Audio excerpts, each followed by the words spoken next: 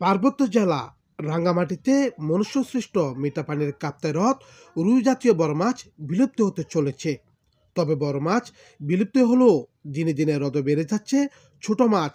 নদীর তলদেশ ভরাট হয়ে যাওয়ায় রুই জাতীয় মাছের প্রজনন ক্ষেত্রগুলো বিনষ্ট হয়েছে, যে কারণে বড় মাছের প্রজনন কমে গেছে। ১৯৫৬ সালে রাঙ্গামাটির কাপ্তাই উপজেলায় কর্ণফুলী জলবিদ্যুৎ কেন্দ্র স্থাপনের লক্ষ্যে কাপ্তাই বাঁধ নির্মাণ কাজ শুরু হয়। ১৯৬২ সালে বাঁধ নির্মাণ শেষে রাঙ্গামাটির বিশাল এলাকা জুড়ে সৃষ্টি হয় কৃত্রিম জলধারা কাপ্তাই হ্রদ। এর হ্রদ সৃষ্টির শুরু থেকে ১৯৬৪ সালে হ্রদে ২ প্রজাতির চিংড়ি, ২ প্রজাতির কচ্ছপ সহ ৭৬ প্রজাতির মিঠা পানির মাছ ছিল। তার মধ্যে ৬৮ প্রজাতির দেশীয় ও ৮ প্রজাতির বিদেশি মাছ ছিল। ক্রমাগতভাবে তা হ্রাস পেয়ে নেমে আসে ৪২ প্রজাতিতে।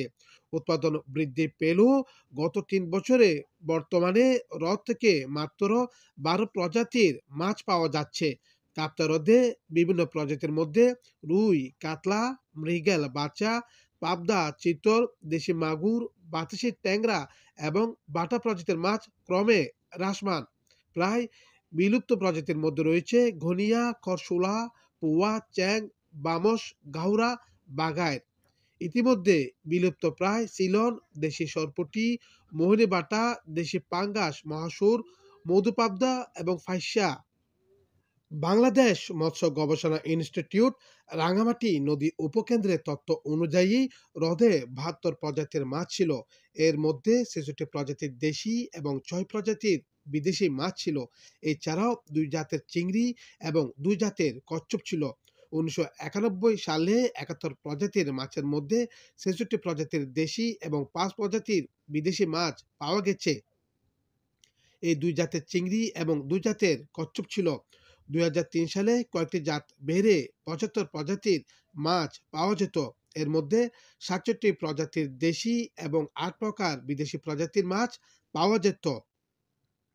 এর মধ্যে ২ জাতের চিংড়ি পাওয়া গেলেও ২ জাতের মধ্যে কচ্ছপের মধ্যে একটি জাত বিলীন হয়ে যায়। ২০২৩ সালে এসে হ্রদ থেকে ৮০ প্রজাতির মাছ পাওয়া গেছে। এর মধ্যে ৬৮ জাতের দেশি এবং ৭ প্রজাতির বিদেশি এবং ৪ জাতের চিংড়ি এবং ১ জাতের কচ্ছপ পাওয়া গেছে। ২০০২-৩ অর্থ বছরে কাপ্তাই হ্রদে রুই জাতীয় মাছের উৎপাদন ছিল ২৫৮.৭৫ মেট্রিক টন, যা গত ২০ বছরে কমে দাঁড়িয়েছে ৫৩.২ মেট্রিক টন। অন্যদিকে ছোট মাছের উৎপাদন ২০০৩ অর্থ বছরে ৩,৪০০.১৯ মেট্রিক টন, যা বর্তমানে দাঁড়িয়েছে ৭,৩৭৪.১৩ মেট্রিক টন। এতে করে রুই জাতীয় মাছের বাণিজ্যিক উৎপাদন হ্রাস পেয়েছে ৮১% থেকে নেমে ৫% দাঁড়িয়েছে। অন্যদিকে ছোট মাছ ৮% থেকে বেড়ে ৯২% দাঁড়িয়েছে। তবে ছোট মাছের মধ্যে কেসকি, চাপিলা ও মলা মাছের আধিক্যই সবচেয়ে বেশি। বর্তমানে কাপ্তাই হ্রদে সবচেয়ে বেশি পাওয়া যায় কেসকি, চাপিলা, কাটামইল্লা, দেশি মলা, তেলাপিয়া, কালীবাউস, আইড়, বাটা ও ফলি মাছ।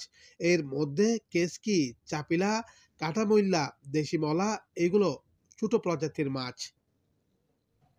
এছাড়া বর্তমানে হ্রদে মজুতকৃত মাছের মধ্যে রয়েছে গ্রাস কার্প, সিলভার কার্প, কার্পিও, রাজপুঁটি, তেলাপিয়া, মোজাম্বিকা তেলাপিয়া, গিফট তেলাপিয়া, মহাশোল, আফ্রিকান মাগুর, ব্রিকহেড কার্প ও থাই পাঙ্গাস।